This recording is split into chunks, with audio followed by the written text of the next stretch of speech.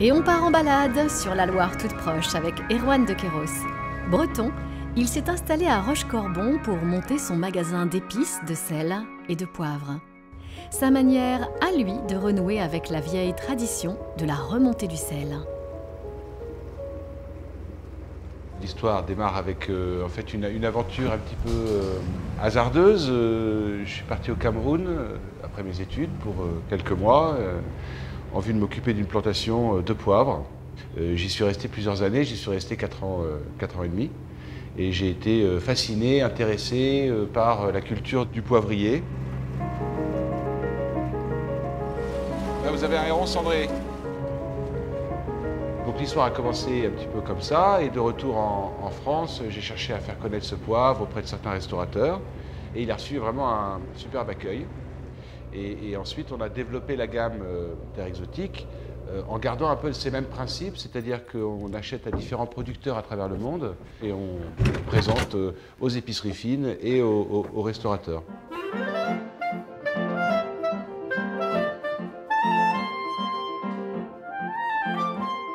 Ici, on est donc en bord de Loire, sur un site qui au XVIIIe siècle était très actif. Il y avait des transports de sel, bien entendu, qui venaient de l'Atlantique.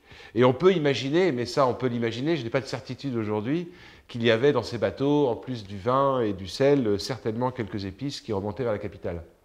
C'est même certain. Ce sont des baies de Sancho qui vient du Japon. Alors c'est un petit peu vert tendre, c'est extrêmement frais, tendance un petit peu anis, c'est très intéressant en cuisine. On noue depuis une dizaine d'années des relations un peu particulières, privilégiées avec les restaurateurs.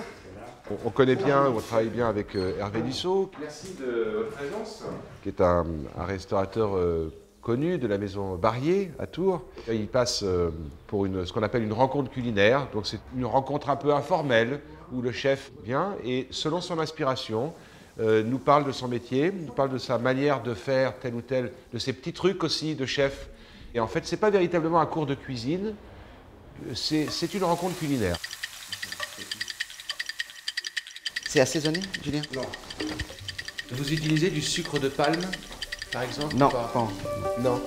Est-ce que vous utilisez le sirop d'agave? Oui, on va. De temps en temps? Oui, on va mettre ça sur les fraises. D'accord. Moi, j'ai 2000 recettes à lire dans la rousse gastronomique, et vous en avez 2000 épices, comment vous voulez que j'y arrive? Et en plus, les 2000, on peut les mixer, ce qui nous fait encore des milliers supplémentaires de recettes différentes. Et quand est-ce que je vois ma famille?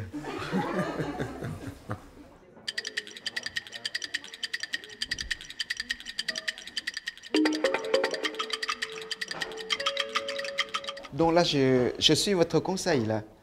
Moi, je mets du poivre de Szechuan, mais vous m'avez dit que c'est un accord parfait avec le... Chocolat. Et les fraises. Et le poivre? Vodci périphérie. Voilà. Vodci périphérie. Vodci périphérie.